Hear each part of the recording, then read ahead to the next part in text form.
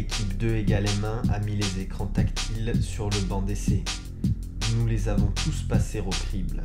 Notre laboratoire a soumis les écrans tactiles à rude épreuve dans toutes les expériences possibles et inimaginables.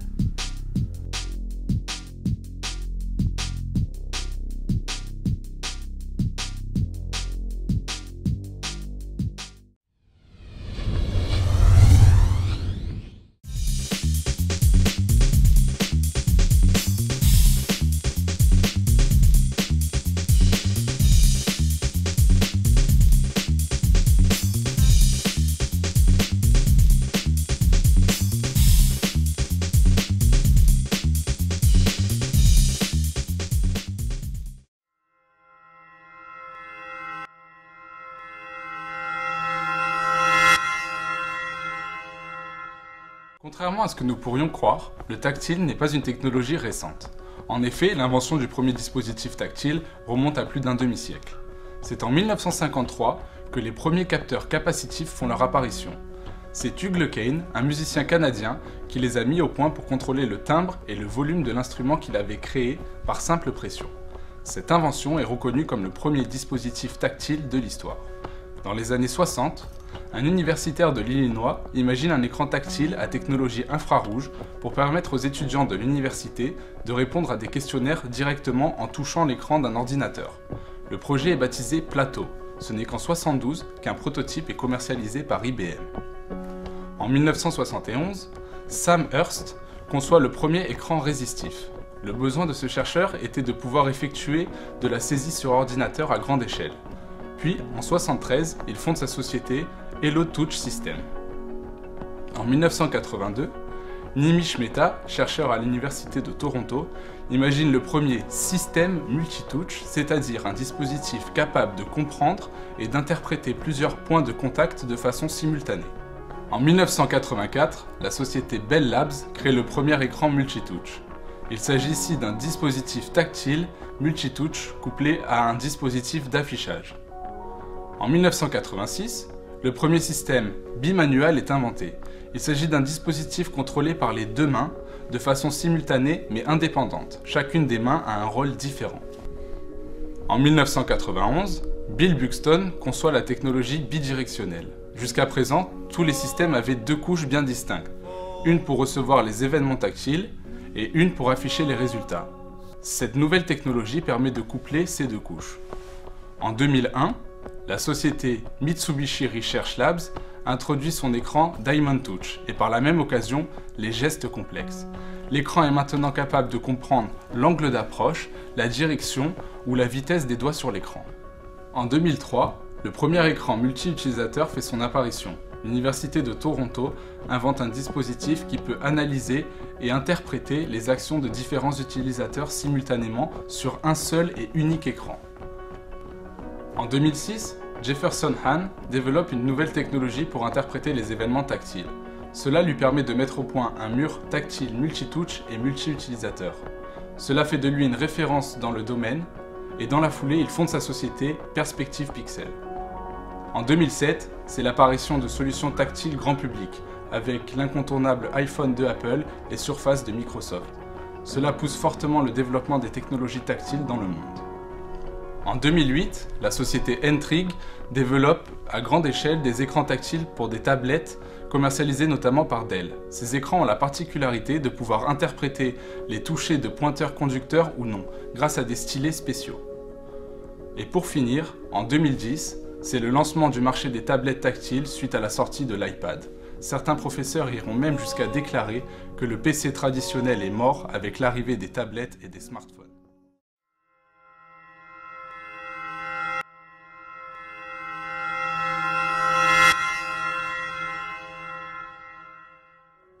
Comme nous pouvons le constater, les écrans tactiles ont envahi notre quotidien en l'espace de 5 ans, notamment avec l'arrivée du multitouch initié par Apple avec le premier iPhone en 2007. Et oui, cela ne fait que 5 ans. Un multitouch qui facilite l'utilisation des écrans tactiles avec les deux mains, ainsi que leur aspect intuitif. Le multitouch a su séduire une cible de plus en plus large. Pour preuve, la commercialisation de téléphones tactiles a explosé en France ces 5 dernières années. Les ventes de télévision appareils photo numériques et ordinateurs affiche une diminution des ventes. En revanche, le secteur des smartphones tactiles se porte très bien. Pour preuve, les ventes de smartphones tactiles ont augmenté de 80%, avec 3,8 millions d'unités vendues pour un chiffre total de 528 millions d'euros. Une fulgurante évolution qui a boosté les ventes de téléphones et participé à l'évolution du tactile ainsi qu'à sa démocratisation au sein de l'ensemble des foyers sur le globe. Pour preuve, à l'heure actuelle, il y a plus de personnes dans le monde qui utilisent un smartphone tactile qu'une brosse à dents. Tout ceci nous démontre que le tactile est entré dans les mœurs et sa facilité d'usage y est pour beaucoup. Un marché en ébullition qui a vu ces dernières années naître une guerre entre les acteurs de ce marché qui se disputent sans nul doute l'avenir du numérique par le biais du tactile. Une course effrénée vers l'innovation qui pousse Apple, société inventrice du multitouch, à breveter de nombreuses années l'ensemble de ses solutions tactiles. Des brevets qui génèrent des conflits d'intérêts, voire même des procès qui tiennent en haleine l'ensemble du globe et notamment les places financières. Les écrans tactiles ont pris une place plus que majeure, étant donné leur importance en termes de manne financière pour le futur. C'est ainsi que les géants du secteur comme Samsung et bien d'autres poussent leur cabinet de recherche et développement au maximum pour produire de nouveaux écrans tactiles encore plus performants et ainsi séduire un plus grand nombre de publics. Le marché des smartphones tactiles est donc devenu un marché majeur, mais les initiateurs de la technologie tactile ont émis le souhait d'aller plus loin dans la relation entre les écrans tactiles et le public, d'où l'avènement des tablettes tactiles. Ces mêmes tablettes connaissent une évolution des ventes en 2011 de plus de 260% par rapport à 2010. Le marché des tablettes est un marché qui en 2012 va être un des plus florissants et ça bien des entreprises l'ont compris. Concrètement, nous pouvons identifier trois écoles. Les tablettes qui fonctionnent sous le système d'exploitation Android de Google, comme peuvent l'être la Samsung Tab, la Google Nexus ou encore l'Amazon Kindle. Les tablettes qui fonctionnent sous iOS, le système d'exploitation d'Apple, comme l'iPad ou l'iPad mini. Et enfin le système d'exploitation Windows Tab, avec le Windows Surface. Les géants du secteur informatique sont toujours présents sur ce marché, comme Apple avec son iPad ou encore Samsung avec la Galaxy Tab, et Windows qui cette fois ne ratera pas le virage. Toutefois, de nouveaux acteurs ont fait leur arrivée, comme Amazon, qui compte bien utiliser les tablettes tactiles, notamment avec sa Kindle, pour entrer lui aussi au sein des foyers du monde entier et pouvoir ainsi proposer des services au bout de vos doigts. Une notion de service au bout des doigts, et quoi de plus simple que le tactile? N'est-ce pas la solution la plus concrète pour mettre l'informatique à la portée de tous? Eh bien, il semblerait que les acteurs du marché du tactile aient tout à fait pris en compte cette notion, quitte à démocratiser les écrans tactiles non plus sur de nouveaux supports, mais en les adaptant à des objets qui font notre quotidien depuis de nombreuses années. Il est désormais possible de trouver un certain nombre d'écrans tactiles dans notre cadre de vie, dits domestiques, comme le sont les tables tactiles au sein desquelles nous retrouvons la Windows Surface et bien d'autres qui cependant ont un coût assez élevé, mais ces dernières devraient se démocratiser courant 2012. Nous retrouvons également les télétactiles qui fleurissent depuis 2012 dans les catalogues des constructeurs comme Samsung ou encore LG, ainsi que Philips et bien d'autres. Des constructeurs qui attachent également beaucoup d'importance à l'aspect pédagogique de leurs nouvelles moutures tactiles, comme nous le démontre l'essor des écrans pédagogiques tactiles, comme le sont les tableaux interactifs Samsung ou encore Panasonic. Une multitude d'adaptations du tactile dans notre quotidien, qui nous promet de nombreuses évolutions dans le futur.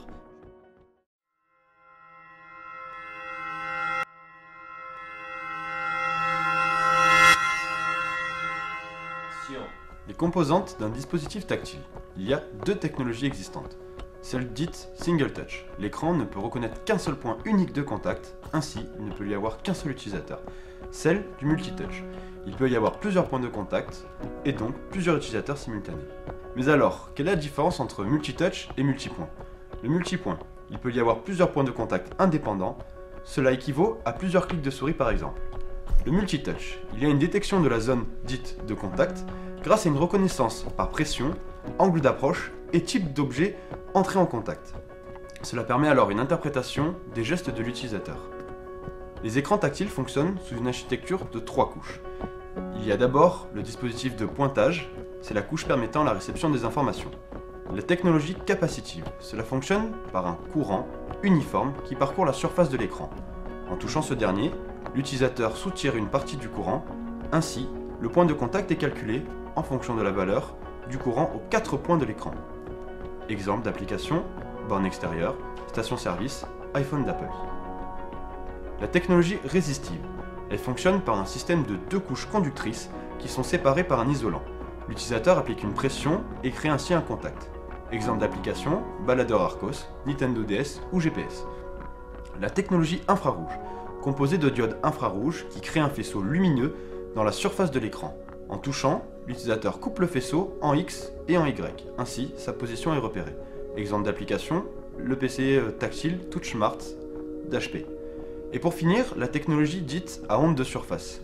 Des ondes ultrasoniques, inaudibles, parcourent la surface de l'écran. Des récepteurs calculent le temps de propagation des ondes et déterminent le point de contact. Les avantages et inconvénients des uns comparés aux autres. Le capacitif aura une bonne luminosité, ainsi qu'un temps de réponse plutôt rapide, mais c'est un écran à la fois fragile et de faible durée de vie.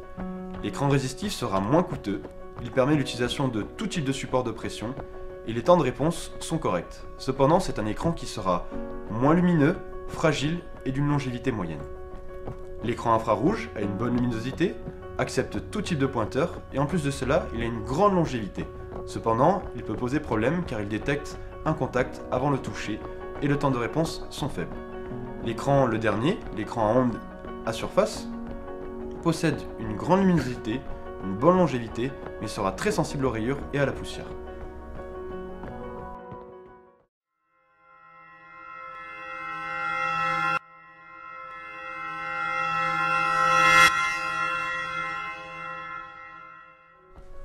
Après avoir établi un comparatif des technologies, nous allons voir comment l'information est traitée lorsque vous appuyez sur un écran.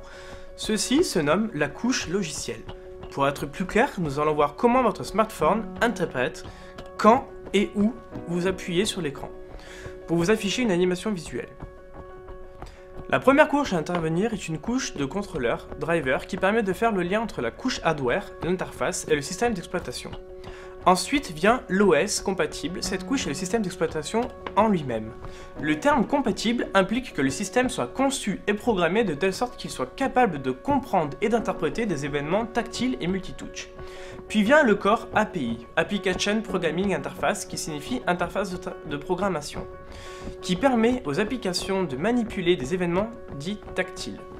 Suivi par une couche d'API qui varie en fonction des applications, elle permet de manipuler plus finement des événements tactiles. Alors intervient la couche des applications dites compatibles. Ce sont des applications qui au final reçoivent des événements tactiles et les interprètent. Le mot compatible signifie également que les applications sont en mesure de comprendre des événements dits multitouches générés par le dispositif de pointage. C'est grâce à cette multitude de couches logicielles que l'information est comprise, interprétée et retournée visuellement vers l'utilisateur. Parlons un peu du multitouch. Tout d'abord, le multitouch est un geste tactile composé d'un ensemble d'informations. Ces données permettent d'interpréter un mouvement effectué par l'utilisateur. Un événement multitouch peut contenir plusieurs informations. En fonction de la valeur de chacune de ces données, le système comprend le geste tactile effectué par l'utilisateur et génère l'événement multitouch correspondant en y associant ces valeurs. Pour illustrer ces propos, voici un petit exemple. Considérons une application d'affichage de photos. L'utilisateur souhaite faire pivoter une des photos avec un mouvement à 2 doigts comme sur l'iPhone. Le dispositif de pointage reçoit les différentes coordonnées de toucher utilisateur et les transmet au système.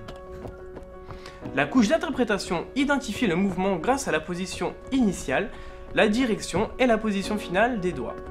Elle génère l'événement multitouch correspondant. L'application de gestion des photos reçoit l'événement multitouch de type rotation avec ses caractéristiques. L'application effectue alors le traitement et renvoie le résultat graphique correspondant.